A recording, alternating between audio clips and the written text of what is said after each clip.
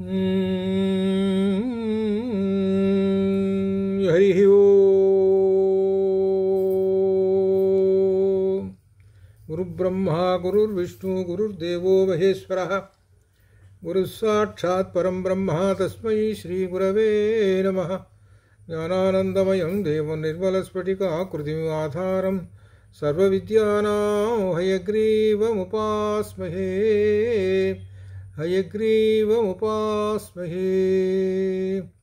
శరదిందువికాసమందహాసాం స్ఫురదిందీవరలోచనాభిరామాం అరవిందసమానసుందరాస్యాం అరవిందాసన సుందరీం ఉపాసే.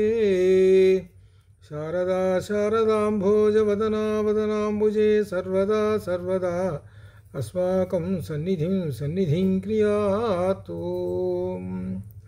సరస్వతీ నమస్తుభ్యం వరదే కామరూపిణీ విద్యారంభం కరిష్యామి సిద్ధిర్భవతు మే సదా.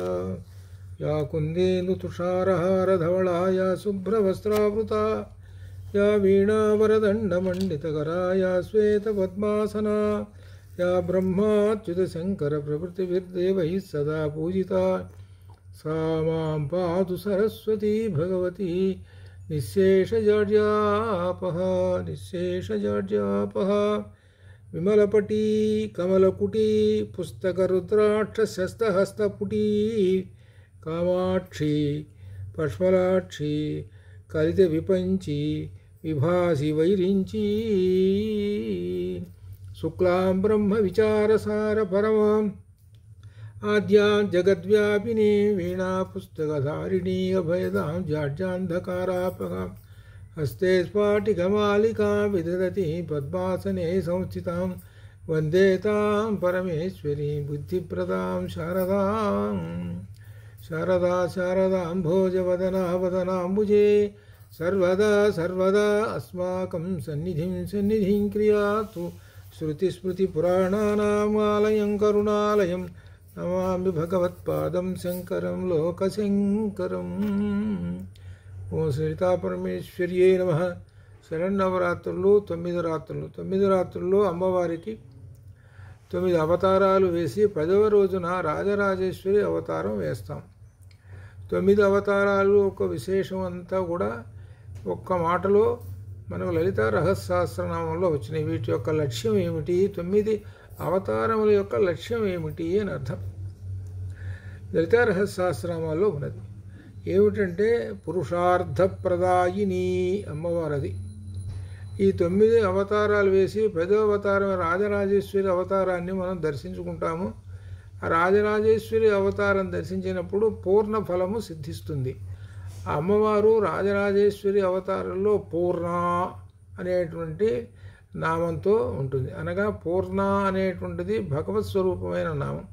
అందుకనే పూర్ణ అనేటువంటి ఈ మంత్రం ఏమిటంటే శుక్ల యజుర్వేదంలోది. పూర్ణమదః పూర్ణమదం పూర్ణాత్ పూర్ణముదచ్యతే పూర్ణస్య పూర్ణమాదాయ పూర్ణమేవావశిష్యతే అని.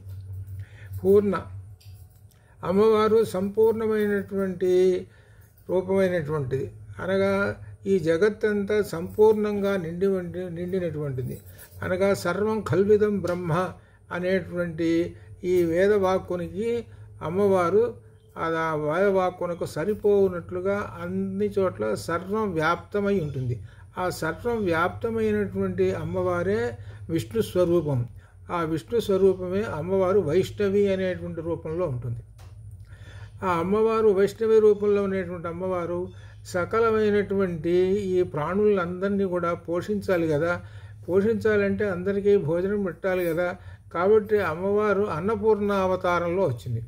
అన్నపూర్ణావతారం అంటే అన్నం గనక ఉంటేనే అన్నం బ్రహ్మేతి విజనాత్ అన్నాద్ధేవ కల్విమాని భూతాని జాయంతి అన్నేన జాతాని జీవంతి అన్నం ప్రయంతి అభిసంచయంతి తద్విజ్ఞాయ అని వారుని విద్యలో వచ్చింది. కాబట్టి అన్నం బ్రహ్మస్వరూపం. ఆ అన్నం తీసుకుంటే కానీ ఈ ప్రాణి నిలబడదు. ఈ ప్రాణులకు రకరకములైనటువంటి అన్నములన్నీ కూడా అమ్మవారు ఇస్తుంది. అందుకని అన్నపూర్ణ అవతారాన్ని వేశారు. అనగా అన్నపూర్ణ అవతారంలో ఉన్నటువంటి అన్నపూర్ణ అమ్మవారు ఎవరన్నమాట బ్రహ్మస్వరూపము అని అర్థం. అలానే వైష్ణవి రూపంలో ఉన్నటువంటి అమ్మవారు ఎవరు అనగా బ్రహ్మస్వరూపము. అలానే మహాలక్ష్మి అవతారం వేస్తాం. మహాలక్ష్మి అవతారం అంటే స్థితికారకత్వమైనటువంటిది. ఆ స్థితికారకత్వం అని అంటే అర్థమైతే రక్షణ పోషణ ఉంటుంది. కాబట్టి ఈ సమస్తమైనటువంటి చరాచర జగత్తులో ఉన్నటువంటి సమస్త ప్రాణులన్నిటిని కూడా రక్షించేటువంటి బాధ్యత విష్ణు స్వరూపం తీసుకుంటుంది. ఆ విష్ణు స్వరూపం తీసుకుంటుంది కాబట్టి ఆ అమ్మవారు ఆ వైష్ణవిగా ఉంటుంది. ఇక్కడ ఒక చిన్న విశేషం కూడా భాగవతంలో కూడా వస్తుంటుంది. భాగవతంలో గజేంద్ర మోక్షంలో ఆ గజేంద్రుడు ఏమని ప్రార్థించాడంటే రావే కావవే ఈశ్వరా అని అన్నాడు. చివరికి ఈశ్వర అన్నాడు. హే ఈశ్వర నీవు వచ్చి నన్ను రక్షించుము అని. ఈశ్వర అనేటప్పటికి ఏమనుకుంటారంటే శివుడు అని అనుకుంటారు. అక్కడ శివుడని కాదు, ఈశ్వర అంటే పరమాత్మ స్వరూపం అని అర్థం. ఆ పరమాత్మ స్వరూపమైనటువంటి దానిలో రక్షణ శక్తి కూడా ఉంటుంది. కాబట్టి రక్షణగా శక్తి అయినటువంటి శ్రీ మహావిష్ణువు వచ్చాడు. అది అనగా రక్షించాల్సినటువంటి బాధ్యత శ్రీ మహావిష్ణువు. కాబట్టి ఆ మహావిష్ణువు శంఖచక్ర గదాలతో లేకపోయినా వచ్చి ఆ సమయానికి వచ్చి రక్షించాడు అని అర్థం. అది అనగా అర్థం ఏంటనమాట, ఈ పరమాత్మ స్వరూపంలో ఈ సకల జీవులందరినీ కూడా ఎవరు ఏ దేవత అనగా తన యొక్క రూపములే అనగా అమ్మవారి యొక్క రూపములే, అమ్మవారి యొక్క రూపములే అన్నపూర్ణావతారంగా ఉండి అన్నం పెట్టేస్తున్నది, వైష్ణవి రూపంగా ఉండేనేమో రక్షిస్తున్నది, బ్రాహ్మీ రూపంలో ఉండేనేమో విద్యని ఇస్తున్నది. బ్రాహ్మీ అనేటువంటిది సరస్వతి అని అర్థం. బ్రహ్మస్వరూపమైనటువంటి రూపం బ్రాహ్మీ అని అర్థం అనమాట. సరస్వతీ మాతగా ఉండేమో జ్ఞానాన్ని ఇస్తుంటున్నది. కాబట్టి ఇక్కడ విశేషాలన్నీ కూడా అర్థం చేసుకుంటే అమ్మవారు ఈ జగత్తులో ఉన్నటువంటి ఈ ప్రాణులన్నిటినీ కూడా పోషిస్తున్నది. విశేషించి ఈ మానవుడు బుద్ధి విశేషం కలిగినటువంటి వాడు కనుక బుద్ధి చేత సకల ప్రాణుల నుంచి విడగొట్టబడ్డాడు వీడు మానవుడు. అంటే ప్రాణులు అనేటువంటివి అన్నీ ఉన్నాయి. అందరూ ప్రాణుల్లో కూడా మానవుడు కూడా ఒకడే. కానీ మిగిలిన ప్రాణులకి మానవుడికి చాలా తేడా ఉంది. ఎందుకనగా మానవుడికి బుద్ధి విశేషం అనేటువంటి ఉన్నది, మిగిలిన వాటికి బుద్ధి విశేషం లేదు. ఆ బుద్ధి విశేషం ఉన్నది కాబట్టి ఈ మానవుడు వాటి నుండి విడగొట్టబడి తాను ప్రత్యేకంగా ఉండి ఈ జగత్తునంతటినీ కూడా అనుభవిస్తూ ఉన్నాడు. ఆ అనుభవిస్తూ ఉన్నాడంటే అమ్మవారి యొక్క అనుగ్రహంతో అనుభవిస్తూ ఉన్నాడు. అట్లా 9 రూపములు వేసుకుంటున్నాడు. ఆ 9 రూపాయలు అమ్మవారికి వేసి దర్శనం చేసుకుంటున్నాడు ఈ మానవుడు. అందులో విశేషంగా ఏమిటనమాట, 9 రూపాయలు వేస్తూ కేవలం పురుషార్థములు అనేటువంటివి ఏమిటంటే ధర్మ అర్థ కామములు అనేటువంటి 3 కాకుండా మోక్షము అనేటువంటి పురుషార్థం కూడా ఈ మానవుడు కావాలి. ఆ మోక్షం అనే పురుషార్థం కూడా ఈ 9 రోజుల్లో ఉన్నది. ఈ మోక్షం అనే పురుషార్థం ఎక్కడ వచ్చింది? దుర్గామాత. ఆ దుర్గా అంటే అర్థం ఏంటనమాట, మోక్ష స్వరూపము, మోక్షమునిచ్చేటువంటిది అమ్మవారు. దుర్గా, దుర్గా అంటే దుహు గా, గా అంటే అర్థమైన గమ్ములు గతవు అనేటువంటి క్రియాపదం నుంచి గా అనేటువంటి అక్షరాన్ని తీసుకొని గా అంటే నడవటం. ఈ నడవాలంటే దుర్ అనగా అర్థం ఏంటి? ఆ మార్గము చాలా కష్టసాధ్యంగా ఉండేటువంటి ఆ మార్గం, సులభమైనటువంటి మార్గం కాదు. ఆ మార్గాన్ని నడుస్తుంటే చివరికి అంత్యానికి ఎక్కడికి చేరుకుంటావు నువ్వు? సుఖమశ్నుతే. అదే భగవద్గీతలో కూడా వచ్చింది, సుఖమశ్నుతే, సుఖాన్ని పొందుతావు అని అర్థం. కష్టపడి అంత దూరం కనుక వెళితే చివరికి నీకు లభించేది అంటే సుఖం వస్తుంటుంది. ఏమిటి ఆ సుఖం అంటే శాశ్వతమైనటువంటి సుఖము అని అర్థం. ఆ శాశ్వతమైన సుఖాన్నే మోక్షము అని అంటారు. కాబట్టి అమ్మవారు దుర్గామాత ఏంటి ప్రసాదించేది అంటే మనలో ఉన్నటువంటి అజ్ఞానమనే అసురశక్తిని సంహరించి అమ్మవారు మనకు జ్ఞానప్రసాదం చేస్తుంది. జ్ఞానప్రసాదం చేసి మోక్షాన్ని కలిగిస్తుంటుంది. అదే దుర్గామాతలో ఉండేటువంటి విశేషం. పైకి మనకి ఏం కనబడుతుందంటే దుర్గామాత అంటే సింహరూపంలో సింహవాహనంగా ఉండి అమ్మవారు ఆయుధాలతోటి ఉండి ఆ రాక్షసుల మీద యుద్ధానికి సిద్ధంగా ఉన్నటువంటి ఒక భయంకర రూపంగా కనబడుతుంటుంది. అంటే అర్థం ఏమిటి? ఆ ఆయుధాలన్నీ ఏమిటి? ఇందులో ఉన్నటువంటి మనలో ఉన్న రాక్షస శక్తుల మీద విజృంభించి ఆ రాక్షస శక్తులందరినీ సంహరించేసి అమ్మవారు తన యొక్క విశేషమైనటువంటి శక్తిని ప్రతిష్ఠింపజేస్తుంటుంది.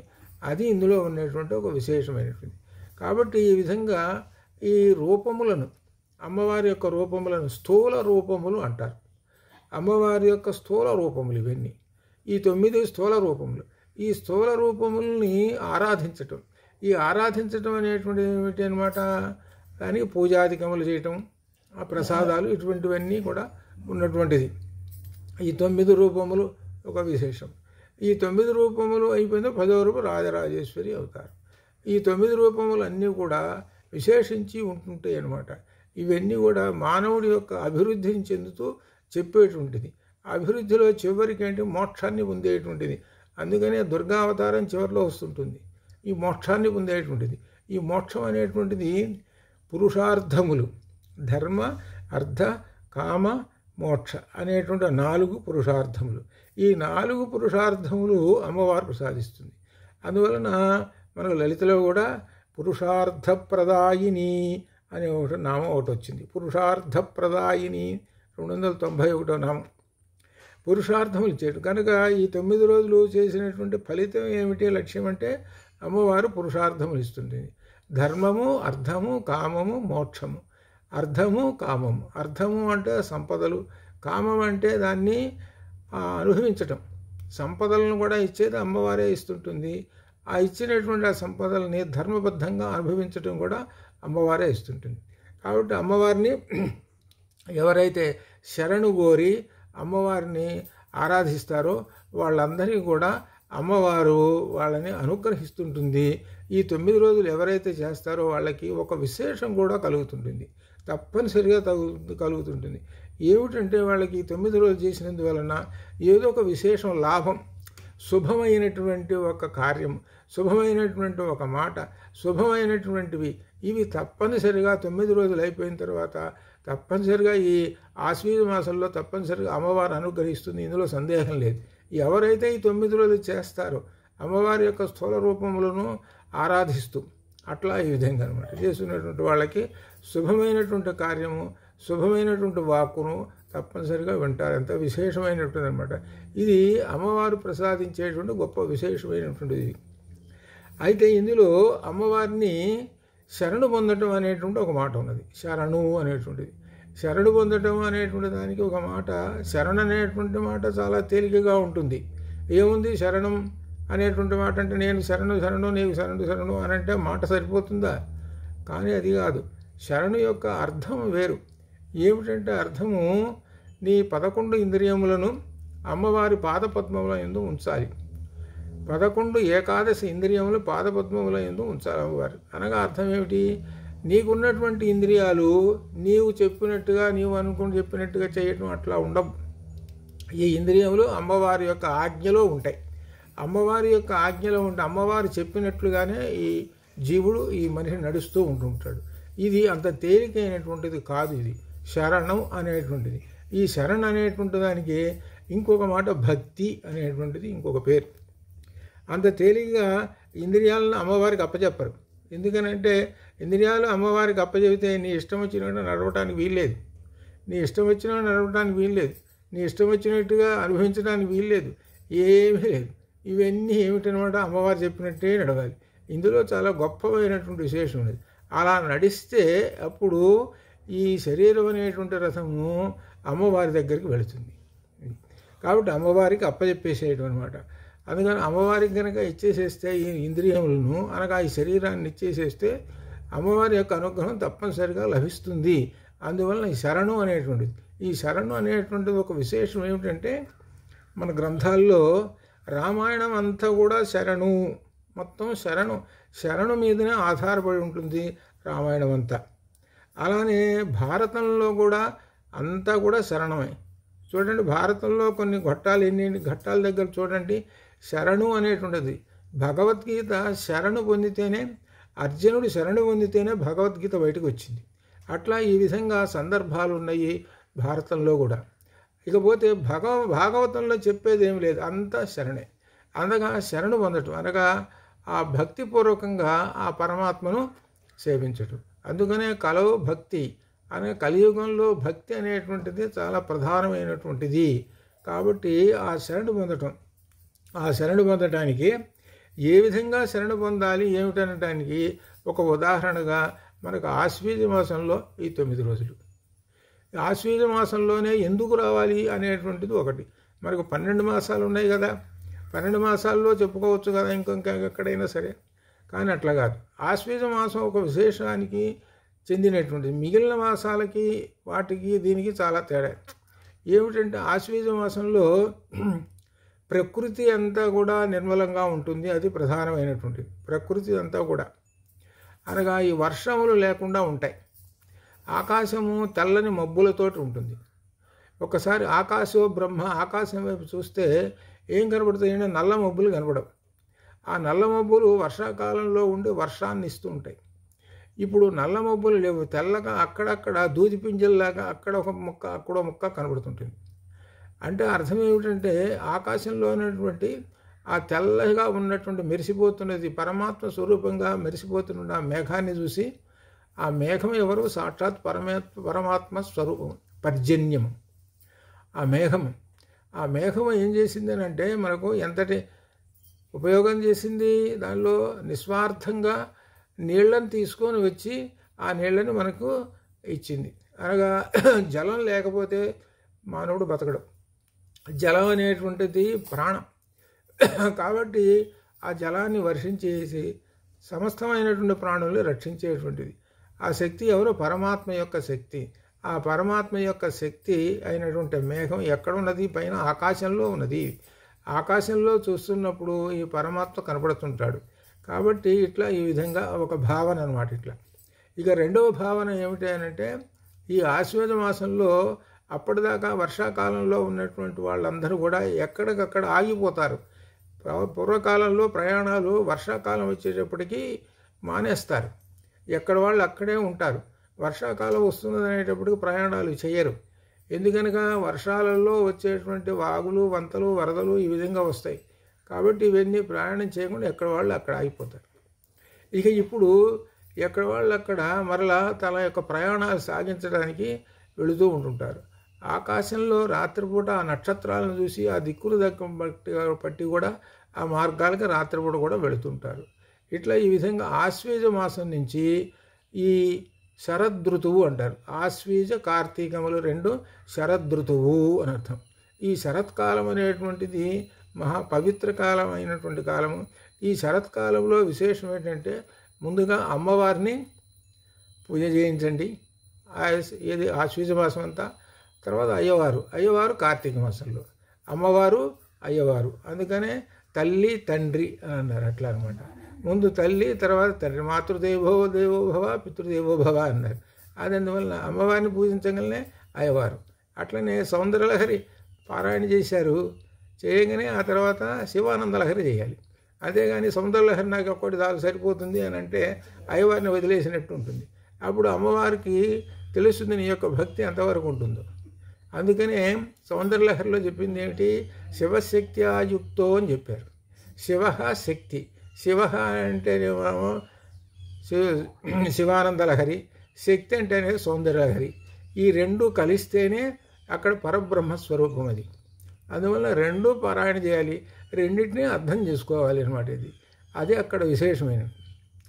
అట్లా ఈ విధంగా అమ్మవారు ఈ 9 రోజులు పూర్ణమై సంపూర్ణమై ఉండి అమ్మవారు ఈ భక్తులు ఇచ్చేటువంటి ఆ భక్తి ప్రపత్తులతోటి వాళ్ళ యొక్క భక్తుల్ని ఇచ్చేటువంటి ఆ వినయములు, ఆ విధంగా ఆ మంత్రమయమైనటువంటి పూజాధికారుల్ని అమ్మవారు గ్రహించి వారిని ఆయా విధములుగా అనుగ్రహిస్తూ ఉంటుంటుంది. ఇది మనకు తెలిసినటువంటి. అయితే చివరిన 9 రోజులు అయిపోయిన తర్వాత 10వ రోజున మనకు ప్రాచీన కాలం నుంచి ఒక ఆనవాయితీ ఉంది. ఏమిటనంటే 10వ రోజు శమీ పూజ. ఈ శమీ పూజ ఏమిటి గొప్ప విశేషము? వృక్షాలు అనేకమైనటువంటి ఉన్నాయి కదా, కాబట్టి అన్నీ కాకుండా శమీ వృక్షానికే పూజ చేస్తారు. ఏమిటి శమీ పూజ అంటే? శమీ పూజ అనేటువంటి అగ్నితోటి సమానమైనటువంటిది. అగ్ని అంటే అర్థం పవిత్రము, శుచి అని అర్థం అన్నమాట. ఈ శమీ చెట్టు అంటే అక్కడ ఏమీ దుష్టమైనటువంటి శక్తులు రావు అని మన వాళ్ళందరికీ విశ్వాసం.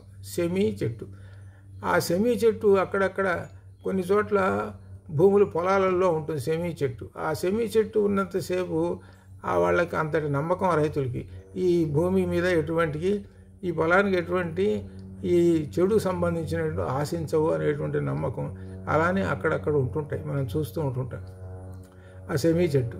ఈ సెమీ చెట్టు యొక్క విశేషం ఏమిటంటే మనకు భారతంలో విరాటపర్వం వెంటనే గుర్తుకొస్తుంది.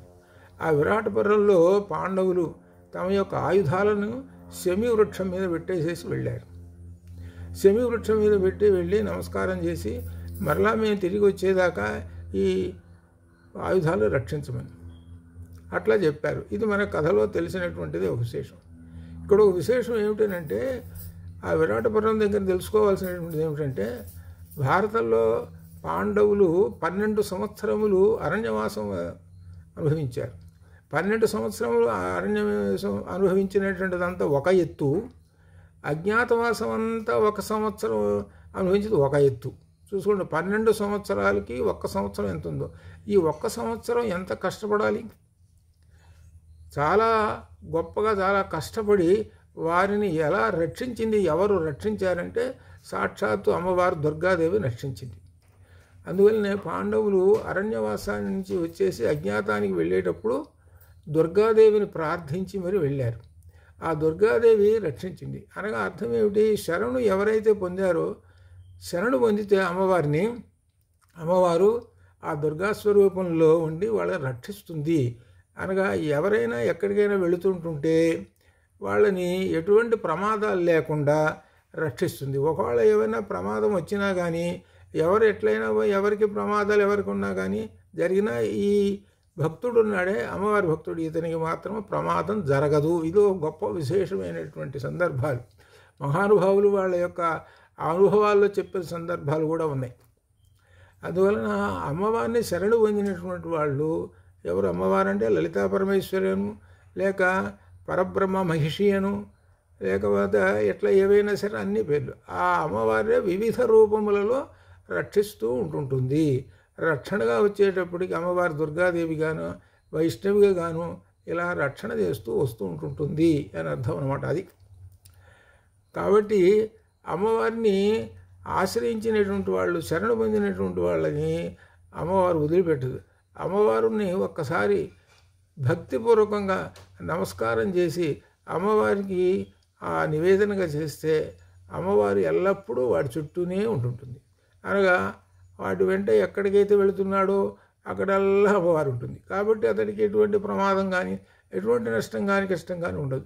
కాబట్టి సర్వవర్ణముల వారు, సర్వవర్గముల వారు, సర్వవృత్తుల వారు అందరూ కూడా అమ్మవారిని ఈ 9 రోజులు ఉపాసన చేస్తే చక్కగా అమ్మవారు వాళ్ళని అనుగ్రహిస్తుంది.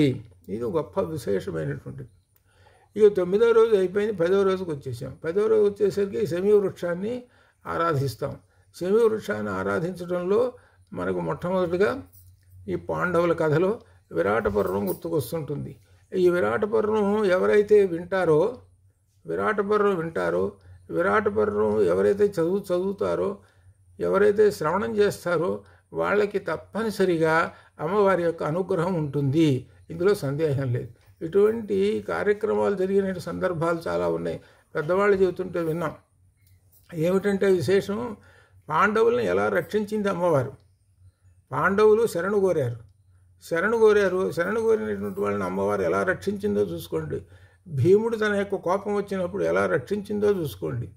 అలానే ద్రౌపది విషయంలో కూడా కీచకుని సంహరించేటప్పుడు ఎలా రక్షించింది చూడండి. ఇట్లా చివరి ఉత్తర గోగ్రహణంలో కూడా చూడండి. ఇవన్నీ ఏమిటనంటే అమ్మవారు వాళ్ళ వెనక ఉండి అంత రక్షణ చేస్తూ ఉన్నది. కాబట్టి అమ్మవారిని పట్టుకున్నటువంటి వాళ్ళు ధన్యజీవులు. ఇది అందువలన ఈ 9 రోజులు పట్టుకోవటం, అది అంత గొప్ప విశేషం. ఆ శమీ వృక్షం మీద పాండవులు పెట్టారు వాళ్ళ యొక్క ఆయుధాలు. సరే చివరికి తీసుకున్నారు. సరే అదంతా తెలిసింది. కాబట్టి అర్జునస్య ధనుర్ధారి అని వచ్చింది. అర్జునుని యొక్క ధనుస్సు అనగా గాంధీవం. అర్జునుని యొక్క గాంధీవం ఆ చెట్టు మీద ఉన్నది. అర్జునుని యొక్క గాంధీవమే కాదు, పాండవుల యొక్క 5గురి యొక్క ఆయుధాలన్నీ ఉన్నాయి. విశేషించి ఆయుధాలన్నింటిలో కల్లా గాంధీవం అనేటువంటిదే విశేషమైనటువంటిది. ఏమిటి గాంధీవ్ అనే మాట ఎందుకు చెప్పారు? అర్జునస్య ధనుర్ధారి ఎందుకు చెప్పారనంటే భారత యుద్ధంలో ఒక విశేషం, అందరి ధనుస్సులన్నీ విరిగిపోయినాయి. భీష్ముడు ధనుస్సు కూడా విరిగిపోయింది, కర్ణుడు ధనుస్సు విరిగిపోయింది, అందరి ధనుస్సులు విరిగిపోయినాయి. కానీ ఒక్క అర్జునుడు ధనుస్సు గాంధీవు మాత్రం విరగదు. అది విరగలేదు. అదే గొప్ప విశేషం. ఎంతోమంది ప్రయత్నించారు కానీ గాంధీవ మాత్రం విరగదు. ఈ గాంధీవం అంత గొప్పది, విశేషమైనటువంటిది. ఆ గాంధీవాన్ని రక్షించినటువంటిది శమీ వృక్షము. అది అనగా ఎవరైనా వృక్షం మీద కనుక వస్తే ఆ అస్త్రములన్నీ భయంకర సర్పములే కనపడి భయాన్ని ఒలిపించేసేసి వాటి జోలు రానివ్వకుండా చేస్తుంటాయి. అలా రక్షించింది శమీ వృక్షము. అట్లా అలానే రాముల వారికి చాలా ఇష్టమైనటువంటిది. రాముల వారికి ఏంటి, ఎందుకు ఎలా ఇష్టమైంది అని అంటే ఈ ఆయుధములన్నిటిని కూడా రక్షించేటువంటి శక్తి శమీ వృక్షానికి ఉన్నది. రాముల వారి అని అంటే అర్థం ఏమిటంటే, అసలు అర్థం ఏమనంటే రాముల వారి స్వభావం రూపం కనపడంగా ఏం కనపడుతుందనంటే మిగిలిన దేవతలందరికీ శంఖం చక్రం ఇటువంటివన్నీ కనపడుతుంటాయి. కానీ రాముల వారి చేతిలో ఏముంటాయి? ధనుస్సు బాణం ఉంటుంది, ధనుర్బాణాలు ఉంటాయి. ఈ ధనుర్బాణముల్ని ఆ శమీ వృక్షం రక్షిస్తూ ఉంటుంటుంది. శమీ వృక్షం అంత గొప్ప విశేషం. అందువలన రాముల వారికి ఈ శమీ వృక్షం అంటే మహాప్రీతి అందువలన అనమాట. ఎందుకంటే విశేషమైనటువంటిది, పవిత్రమైనటువంటి వృక్షము, అగ్నికి సంబంధమైనటువంటి వృక్షము, అగ్ని సంబంధమైనటువంటి. అందువలన ఈ వృక్షం అంత గొప్ప విశేషమైనది. ఎటువంటి దుష్టశక్తులు రావు ఏవి ఆ శమీ వృక్షం దగ్గరికి. అందువలన కాబట్టి ఈ రోజున 10వ రోజున శమీ శమయతే పాపం అంటే మామూలు సకల జీవనంలో ఉన్నారు కదా, మిగిలిన వాళ్ళందరూ కూడా ఎవరైతే చూసి ఆ శమీ వృక్షాన్ని చూసి నమస్కారం చేస్తే పాపం నశిస్తుంది అని అర్థం. శమీ వృక్షము భగవత్ స్వరూపము అని అర్థం చెబుతున్నారు. అట్లనే శమీ శత్రు వినాశిని, ఆ శమీ వృక్షము శత్రువులను నశింపజేసేటువంటిది అని అర్థం. ఇక్కడ శత్రువులు అంటే అర్థం భౌతిక పరంగా రాజులకు ఉండే శత్రువులు. తర్వాత అంతరార్థంగా ఏమిటంటే మనలో ఉన్నటువంటి కామ క్రోధ లోభ మోహ మద మాత్సర్యములైనటువంటి శత్రువులు. అంటే మనకు పాపహరం అవుతుంది, మనలో ఉన్న కామక్రోధ లోభములు అనేటువంటివి నశిస్తాయి. ఇది ఇంకా ఈ 2. అలానే ఇంకా అర్జునస్య ధనుర్ధారి, అర్జునునికి ధనుర్ధారి అనుసూయ గాంధీవాన్ని ధరించినటువంటిది. రామస్య ప్రియదర్శిని, రాములకు ప్రియదర్శిని అయినటువంటి. కాబట్టి అంత గొప్పదైనటువంటి ఈ మంత్రాన్ని, ఈ శ్లోకాన్ని ఆ రోజున అందరూ ఒకసారి స్మరించుకుంటారనమాట. రాముల వారికి అటు అర్జునుడికి కాకుండా మన అందరికీ కూడా ఈ శమీ వృక్షము శుభకరమైనటువంటిది, పవిత్రమైనటువంటి అగ్ని స్వరూపము అని అందువలనే అంత గొప్పదైనటువంటి ఆ శమీ వృక్షాన్ని ఆ రోజున పూజ చేస్తుంటారనమాట. అట్లా ఆ విధంగా అయితే ఆ రోజున అలంకారం ఏముంటుంది అని అంటే రాజరాజేశ్వరి అవతారం ఉంటుంది. రాజరాజేశ్వరి అవతారం. ఇక్కడ రాజ 2 పదాలు ఉన్నాయి. రాజులకే రాజు అయినటువంటి ఈశ్వరి నాయకురాలు అంటే ప్రభువు అని అర్థం. రాజులకే రాజు అని అంటే అర్థం ఏమిటి? చాలా రాజులు ఉన్నారు, అనేక మంది రాజులు. ఆ రాజులకు అందరికీ కూడా ఒకడే రాజు ఉన్నాడు, చక్రవర్తి. ఈ భూమండలానికి అందరికీ ఒకడే చక్రవర్తి. అట్లనే సమస్త దేవతలకు అందరికీ ఒక్కరు ఎవరు? నాయకులు. ఆ నాయకులే ఈశ్వరుడు. అది ఈశ్వర అనేటువంటి పుల్లింగం, ఈశ్వరి అనేటువంటి స్త్రీలింగ శబ్దం. రాజ ఈశ్వరి స్త్రీలింగ శబ్దం ఒకటే. అక్కడ ఈశ్వర ఈశ్వరి ఒకటే. రాజరాజేశ్వరుడు అంటే పుల్లింగం, రాజరాజేశ్వరి అంటే స్త్రీలింగం. అనగా శివ అంటే స్త్రీలింగం, శివ అంటే పుల్లింగం. అనగా ఇక్కడ విశేషం ఏమిటంటే మనకు ఇందులో కూడా వచ్చే ప్రకాశమానము అనేటువంటిది ఒకటి వచ్చింది. ప్రకాశము విమర్శము 2 వచ్చినాయి. ఈ 2 ఏమిటంటే రాజరాజేశ్వరిని చూసేటప్పుడేమో అమ్మవారు కనపడుతుంటుంది, అది ప్రకాశమానం. ఆ అమ్మవారిలో లోపల ఉండేటువంటి ఆ శక్తి అయ్యవారు రాజరాజేశ్వరుడు. అలానే అమ్మవారిని శివ అనగా అమ్మవారిని దర్శించేటప్పుడు ఆ లోపల ఉన్నటువంటిది ఎవరన్నమాట? అయ్యవారు. కాబట్టి ఇద్దరూ కలిసే ఉంటారు, ఒకే రూపం. అయ్యవారు వేరు అమ్మవారు వేరు విడివిడిగా రూపంలో కనబడుతున్నా కానీ మనం అయ్యవారిలో అమ్మవారిని, అమ్మవారిలో అయ్యవారిని దర్శించినప్పుడే అప్పుడే మనకు భక్తి. అందుకనే మీరు అటువంటి భేదాలను పెట్టుకోవాకండి. వాళ్ళిద్దరూ ఒకటే, ఒకే రూపము, ఏకరూపము అని చెప్పటానికే శంకరులు వారు మొట్టమొదటిగా సౌందర్యలహరిలో శివశక్త్యాయుక్తో యది భవతి శక్త ప్రభవితం నచేదేవం అని చెప్పారు. అలానే మరి శివానందలహరి దగ్గరికి వచ్చేటప్పటికి అక్కడ కూడా ఎలా చెప్పారు అని అంటే, అక్కడ కూడా చెప్పేది ఏమిటంటే ద్వివచనం వేసేసి చెప్పేశారు అనమాట. ద్వివచనం వేసి చెప్పేశారు అనమాట. ఆ ద్వివచనం వేసి అంటే అర్థం ఇద్దరు కలిసి ఉన్నారు అని అర్థం అనమాట. ఆ ఇద్దరు కలిసి ఉన్నారు. శివానందలహరిలో మొట్టమొదటి పద్యం దగ్గర శివాభ్యాం అని మొదలుపెట్టారు. శివాభ్యాం అని మొదలుపెట్టి అక్కడ దానిలో విశేషమైనటువంటి దీనిలో కూడా గొప్ప విశేషాలు కూడా దీనిలో ఆ శివానందలహరిలో చెప్పినటువంటిదని మొట్టమొదటి పద్యాన్ని కనుక అర్థం చేసుకుంటే శివానందలహరిలో ఉండేటువంటి కళాభ్యాం చూడాలంకృత శశికళాభ్యాం నిజ తపఫలాభ్యాం భక్తేషు ప్రకటిత ఫలాభ్యాం భవతు మే శివాభ్యాం అస్తోక త్రిభువన శివాభ్యాం హృది పునర్భవాభ్యాం ఆనంద స్ఫురదనుభవాభ్యాం నతిరియం. ఇక్కడ చాలామందికి భ్యాం భ్యాం భ్యాం అనేటువంటి ఈ పదం వేసేశారు ఏమిటా అని అనుకుంటారు. ఇది ద్వివచనం. ఇది కళాభ్యాం అంటే ఇద్దరూ కలిసినటువంటి వాళ్ళు ఒక రూపము అని అర్థం. అది కళాభ్యాం అంటే ఇద్దరు అయ్యవారు అమ్మవారు కలిసినటువంటి ఒక పదము, ఇది ఒకటే రూపము. అలానే చూడాలంకుర శశికళాభ్యాం, అమ్మవారి శిరస్సు మీద చంద్రరేఖ ఉన్నది, అయ్యవారి శిరస్సు మీద చంద్రరేఖ ఉన్నది. ఈ రెండు కలిసినటువంటి ఏకము, అది ఇక్కడ అర్థం. ఇక్కడ అదే తెలుసుకోవాలి. అక్కడేమో శివశక్త్యాయుక్తో అని చెప్పారు శంకరులు, ఇక్కడేమో విడగొట్టి ఇట్లా అర్థమయ్యేటట్టు కూడా ఇక్కడ కూడా ఇట్లా చెబుతున్నారు, అర్థం కావడం కోసం చెబుతున్నారు. ఇక్కడ వస్తువు ఒకటే అని చెబుతున్నారు. అది వస్తువు ఒకటే, ఆ వస్తువు ఒకటే. ఆ ఒకటిలోనే ఏం కనబడుతున్నది అని అంటే అయ్యవారు అమ్మవారు ఇద్దరు కనబడుతున్నారు. అయ్యవారు ప్రకాశమానంగా ఉన్నప్పుడు అమ్మవారు విమర్శ రూపంలో ఉంటుంది, అమ్మవారు విమర్శ రూపంలో ఉంటే అయ్యవారు ప్రకాశ రూపంలో ఉంటారు. ఇదే శేషషష్ఠి అనేటువంటి దానికి కూడా దీనిలో కూడా వచ్చింది అన్నమాట. ఇట్లా అమ్మవారు అనేటువంటి ఆ పరాదేవత ఒక్కటే. పరాదేవత, పరమేశ్వరి, పరమాత్మ, పరమేశ్వరుడు, అలానే ఇవన్నీ కూడా అంతా ఒక్కటే. కాబట్టి ఆ ఒక్కటే అయినటువంటి ఆ పరమాత్మను ఈ 9 రోజులు ఆరాధించి 10వ రోజున పరిపూర్ణం చేసుకోవటం కోసము రాజరాజేశ్వరుడు, రాజులకే రాజు. ఎవరంటే రాజులు అంటే బ్రహ్మ విష్ణు మహేశ్వరులు, వీళ్ళకే రాజు. వీళ్ళు ఎక్కడి నుంచి వచ్చారు వీళ్ళు అని అంటే అయ్యవారి దగ్గర నుంచే వచ్చారు. అదే మొట్టమొదటి శ్లోకంలో కూడా హరిహర విరించాదిభిరపి ప్రణంతం స్తోతం వా కథ వకృత పుణ్య ప్రభవతి అన్నారు. ఎక్కడి నుంచి వచ్చారు వీళ్ళిద్దరూ? హరిహర విరించి ఆదిభి అనగా త్రిమూర్తులు, సమస్త దేవతలు, సమస్తమైనటువంటి ప్రాణులు, సమస్త జగత్తు అంతా ఎక్కడి నుంచి వచ్చింది అని అంటే శివశక్త్యాయుక్తో యది భవతి శక్త ప్రభవితం, అక్కడి నుంచి వచ్చారు. అక్కడి నుంచి వచ్చినటువంటి వాళ్ళు. కాబట్టి వీళ్ళందరూ చిన్న చిన్న పరిపాలకులు. ఎవరు? హరిహర విరించాదిభిరపి. వాళ్ళని నియమించింది ఎవరు?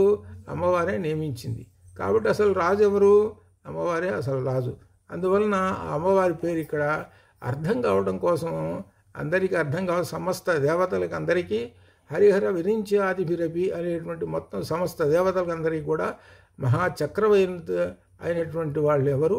ఈశ్వరీ. అది రాజరాజ ఈశ్వరీ అని అర్థం. ఆ ఈశ్వరిని ఈ 10 రోజులు 9 రోజులు 9 రూపాలు 10వ రోజులు విశేషమైన రాజరాజేశ్వరి అలంకారంతో పూజ చేసుకుంటాం. ఈ విధంగా చేసుకుంటాం.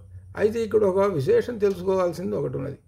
ఏమిటంటే ఇక్కడ విశేషమైనటువంటిది అమ్మవారు అనేటప్పటికి కూడా 9 రోజులు 9 రూపాలు చూసుకొని పూజలు చేసుకుంటున్నాం కదా, అమ్మవారు అంటే ఇట్లే ఉంటుంది కదా అని అనుకుంటారు. ఇక్కడ దీనిలో ఏమిటంటే ఒక విశేషం ఏంటంటే పరమాత్మను ఉపాసించే విధానాలు ఉన్నాయి.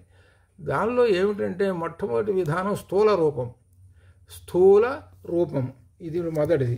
రెండోది సూక్ష్మ రూపం, మూడోది పరారూపం. 3 రూపాలు. ఈ 9 రోజులు ఉపాసించినటువంటి రూపాలు ఏమిటి? స్థూల రూపం. స్థూల రూపం అంటే అర్థం ఏమిటి? మా దీనిలో స్థూల రూపం ఎలా చెప్పారు మనకు? దీనిలో లలితలో శ్రీమద్వాగ్భవకోటైక స్వరూప ముఖపంకజ కంఠాద గడిపర్యంత మధ్యకోట స్వరూపిణి శక్తి కోటైకతాపర్ణ కక్షిధో భాగధారిణి అని చెప్పారు. 3 భాగాలు ఈ శరీరం. ఆ 3 భాగములతోటి కలిసినటువంటి ఉన్నది ఏకరూపం, అది స్థూల రూపం. ఆ స్థూల రూపంలో ఉన్నటువంటి అమ్మవారిని ఈ 9 రోజులు నవరాత్రులు 9 రోజులు ఆరాధిస్తాం. ఇది స్థూల రూపంగా ఆరాధించడం. ఈ ఆరాధించడానికి తగినటువంటి తాంత్రికమైనటువంటి అనగా అర్థమేంటి? పూజాధికములన్నీ చేసి ఆరాధిస్తారు. ఇది ఒక విధానం. ఇది స్థూల రూపాన్ని ఆరాధించడం అనేటువంటి దీనికన్నా గొప్పది ఉంది. ఇది ఒక రకంగా చెప్పాలి అని అంటే ఆర్డినరీ అనేటువంటిది, ordinary second class first class అని చెబుతారు. అట్నే ఇది ఆర్డినరీ. ఇది స్థూల రూపాన్ని ఆరాధించడం. ఇది అందరికీ అనుకూలమైనటువంటి, అందరికీ చేతనయ్యేటువంటిది ఇది అంతవరకు. కానీ దానికన్నా మించినటువంటి ఉన్నది అంటే పవర్ఫుల్ అని అర్థం అన్నమాట. ఏమిటంటే ఆ రూపము సూక్ష్మ రూపము. అది అమ్మవారిని సూక్ష్మ రూపంలో అర్థం. ఇప్పుడు రూపం స్థూల రూపంలో అమ్మవారిని ఆకార రూపంలో ఆరాధించావు. సూక్ష్మ రూపం అంటే అణువు అని అర్థం. అంత ఇది చాలా కంటికి కనపడదు అంత. ఇది ఏమిటి అంటే అర్థం, ఆ రూపం ఏమిటంటే మంత్రమయము అని అర్థం. అది మంత్రమయం అంటే మంత్రములు. ఇప్పుడు ఉదాహరణకి బాలామంత్రం ఉన్నది, ఒక 3 బీజాక్షరాలు ఉన్నాయి. ఆ 3 బీజాక్షరాలలో అమ్మవారు నిక్షిప్తమై ఉంటుంది. అమ్మవారు నిక్షిప్తమై ఉంటుంది అనగా ఈ 3 బీజాక్షరాలను ఉపాసన చేసేటువంటి వాళ్ళు బాలామంత్రం ప్రకారంగా అమ్మవారిని ఆరాధిస్తూ ఉంటారు. వీళ్ళకి ఈ స్థూల రూపంతో పని లేదు. వీళ్ళకి ఈ స్థూల రూపంతో పని లేదు. ఈ బాలమంత్రాన్ని జపిస్తుంటారు. వీళ్ళు స్థూల రూపాన్ని ఆరాధించేటువంటి వాళ్ళకన్నా పైమెట్టు వాళ్ళు. వీళ్ళు విశేషమైనటువంటి శక్తి సంపదలు కలిగినటువంటి వాళ్ళు. ఇటువంటి వాళ్ళు వీళ్ళందరూ కూడా ఈ మంత్రదీక్షలు ఉండేటువంటి వాళ్ళందరూ కూడా ఎక్కువగా ఈ పండితులు విద్వాంసులు మొదలైనటువంటి వాళ్ళందరూ కూడా తప్పనిసరిగా ఈ మంత్రదీక్షల్లో ఉంటారు. అనగా సూక్ష్మ రూపాన్ని ఆరాధిస్తూ ఉంటుంటారు. అమ్మవారి యొక్క అనుగ్రహం, అమ్మవారి యొక్క అనుగ్రహం ఉంటుంది.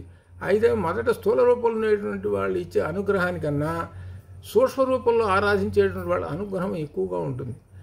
ఆ తర్వాత సూక్ష్మ రూపం తర్వాత పరారూపం అనేటువంటిది ఉన్నది, 3వ రూపం అమ్మవారిని ఆరాధించు. ఈ పరారూపమే నిర్గుణ రూపం. ఈ నిర్గుణ రూపం ఏమిటి? శబ్దబ్రహ్మము అని అర్థం.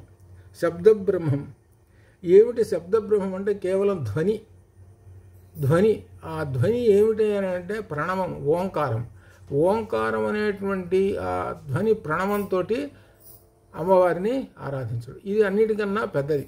అందుకనే ఈ ఓంకారం అనేటువంటి ధ్వని విశేషమైనటువంటిది. అందుకని గీతలో కూడా చెప్పారు, ఎవరైతే అంతిమైనటువంటి రోజుల్లో ఈ ప్రణవాన్ని ఉపాసిస్తారో వాళ్ళందరూ కూడా మోక్షాన్ని పొందుతారు అని చెప్పారు.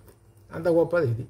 కాబట్టి ఓంకారం అనేటువంటి ఈ ధ్వనిని అనగా ఓంకార మంత్రోపాసన. ఓంకారం కూడా ఏదో ఓం అనేటువంటి దాన్ని అలా ఉచ్చరించడం కాదు. ఆ ఉచ్చరించే విధానం, దాని యొక్క విశేషాలన్నీ కూడా ముందు వెనుకలు అనేక ఉన్నాయి. అవన్నీ తెలుసుకోవాలి. ఆ ఓంకారాన్ని జపించాలి అని అంటే నీకు ఉపనిషత్తు అర్థం కావాలి. ఉపనిషత్తు అర్థమైతేనే కానీ ఓంకారం అర్థం కాదు.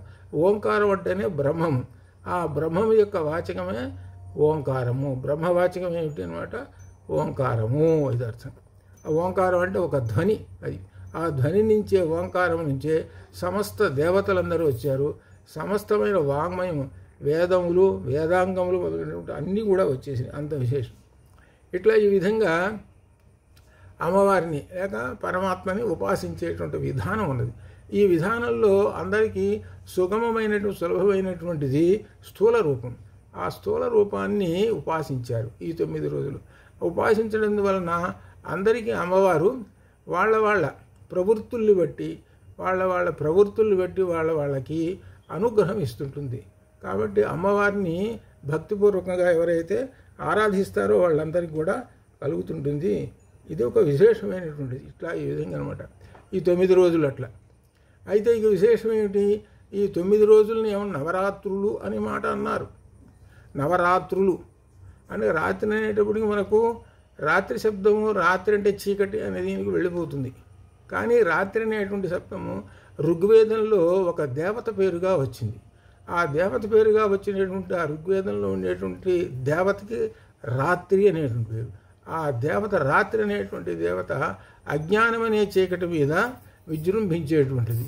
ఆ రాత్రి అనే దేవతయే మనకు పురాణాల్లో ఇక్కడ దుర్గాదేవిగా అవతరించింది. ఇట్లా ఈ విధంగా వేదములలో ఉన్నటువంటి దేవతలు అంటే స్త్రీ దేవతలు, ఉషస్సు అనేటువంటి దేవత, వేదంలో ఉన్న ఉషస్సు అనేటువంటి దేవత, ఉషకాలం అంటారు చూడడం అదనమాట. ఆ ఉషస్సు అనేటువంటి దేవత మహాలక్ష్మిగా అవతరించింది అని అంటారు.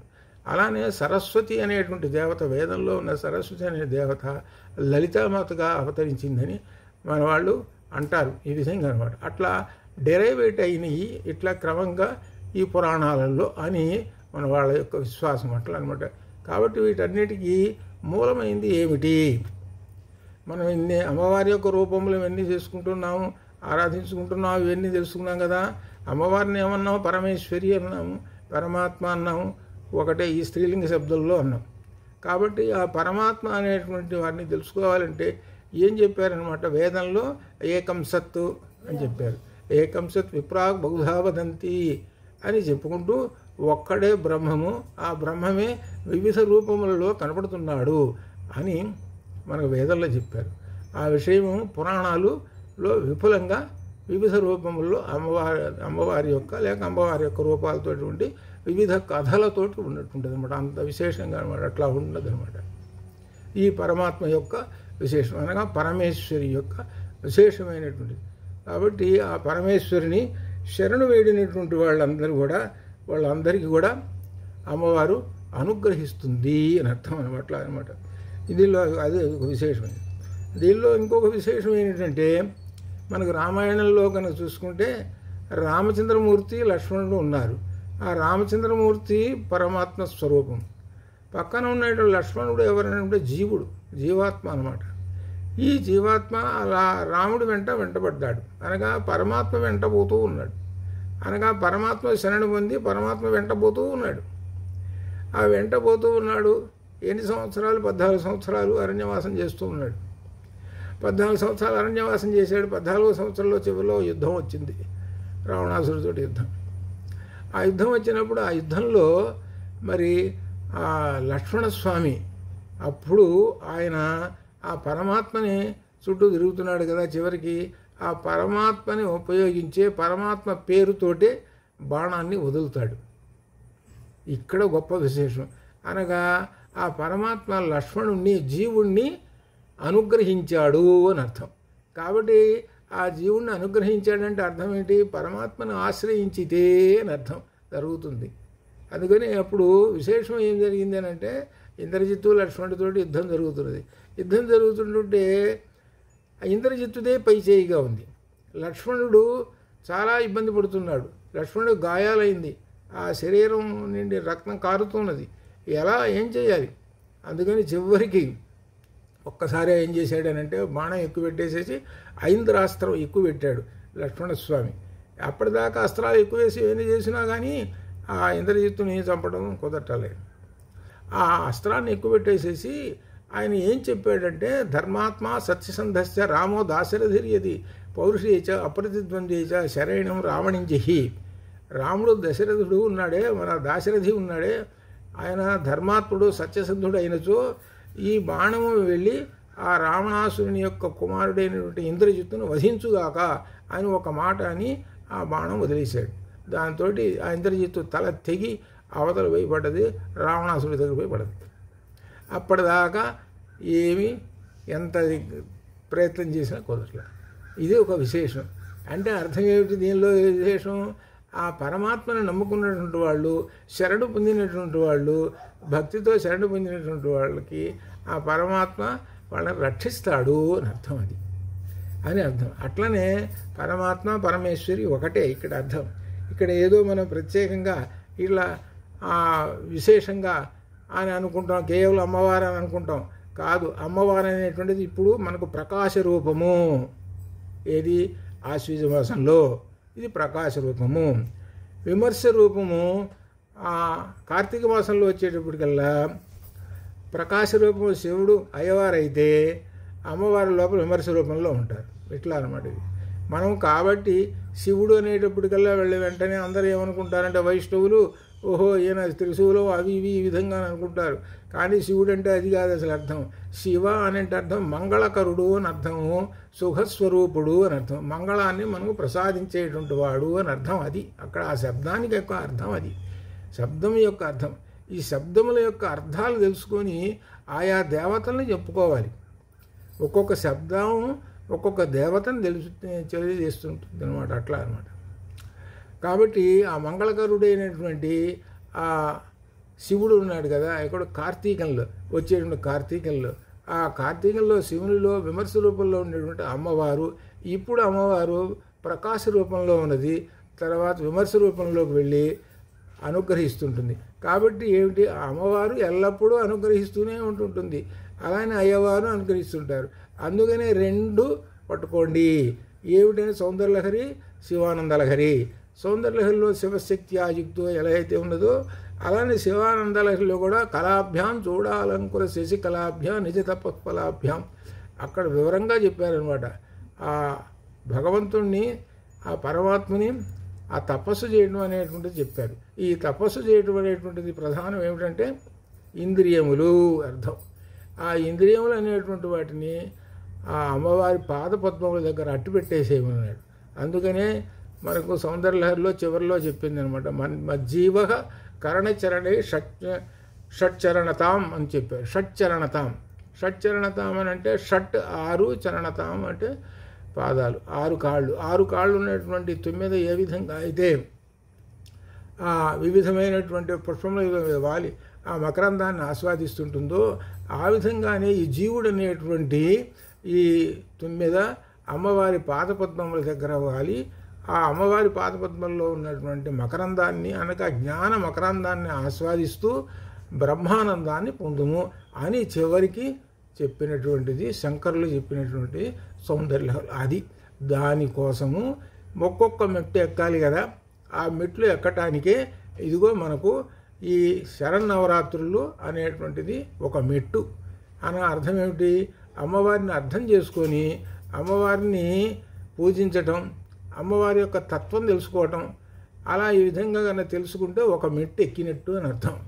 అలా మెట్టు ఎక్కుతుంటుంటే క్రమక్రమంగా మన ఇంద్రియములను అమ్మవారి యొక్క మార్గంలోకి, సత్పథము, సత్ అంటేనే పరమాత్మ అని అర్థం, పరమాత్మ అమ్మవారు, అమ్మవారి యొక్క మార్గంలోకి నడుపుతూ ఉంటుంటారు అనమాట. అట్లా ప్రతి సంవత్సరము, ఈ సంవత్సరం నవరాత్రులు, వచ్చే సంవత్సరం నవరాత్రులు, గడిచిపోయిన నవరాత్రులు, ఇట్లా ప్రతి సంవత్సరము అనగా ఒక్కొక్క సంవత్సరము గట్టెక్కుతూ ఉండాలి, అనగా మెట్టు ఎక్కుతూ ఉండాలి.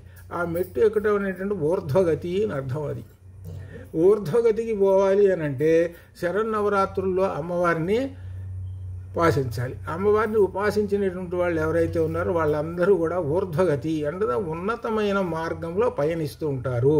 ఈ ఉన్నతమైన మార్గం అంటే ఏమిటి అర్థము అంటే అటు విశేషంగా సంపదల్లో కానీ సంపదలు, అలానే ఈ సంపదలే కాకుండా సంపద దేనికి అంటే ఈ గృహస్థాశ్రమానికి, దానికి అదే కాకుండా జ్ఞానపరంగా, వాక్కుల పరంగా, విద్యపరంగా, వృత్తిపరంగా సర్వ విధముల అన్ని విధముల ఇంకా ఇతోధికంగా ఇంకా అభివృద్ధి చెందుతూ ఉంటుంటారు అన్నమాట. అది గొప్ప విశేషమైనటువంటి. కాబట్టి ఆ చివరి రోజున రాజరాజేశ్వరి అమ్మవారిని దర్శనం చేసుకొని రాజరాజేశ్వరి అమ్మవారి యొక్క అనుగ్రహాన్ని అందరూ పొందాలి. అందరూ పొంది ఆ అమ్మవారిని యొక్క విశేషమైనటువంటి శక్తులన్నీ తెలుసుకుంటే, ఆ మంత్రశక్తులన్నీ తెలుసుకొని ఉపాసన చేసేస్తే అమ్మవారు సర్వదా అనుగ్రహిస్తూ ఉంటుంటుంది. కాబట్టి ఈ శరన్నవరాత్రులు అనేటువంటివి మనకు విశేషంగా మనకు భారతదేశంలో ఉండేటువంటి ఒక విశిష్టమైనటువంటి ఒక పండుగ అన్నమాట ఇది. ఆ పండుగని ఈ సందర్భంగా అందరూ సుఖ సంతోషాలతో జీవింతురుగాక అనేటువంటి కోరుతూ ఈ రోజున ఈ పండుగ రోజు విజయదశమి రోజున మీకందరికీ కూడా శుభకార్యములు అలానే శుభ సంకల్పములు ఇవన్నీ సిద్ధించుగాక అని ఆ పరమేశ్వరిని, లలితా పరమేశ్వరిని కోరుతూ శుభం భూయాత్. ఓం పూర్ణమదః పూర్ణమిదం పూర్ణాత్ పూర్ణముదచ్యతే పూర్ణస్య పూర్ణమాదాయ పూర్ణమేవావశిష్యతే. అసతో మా సద్గమయ తమసో మా జ్యోతిర్గమయ మృత్యోర్వా అమృతంగమయం. శాంతి శాంతి శాంతి. శుభం భూయాత్.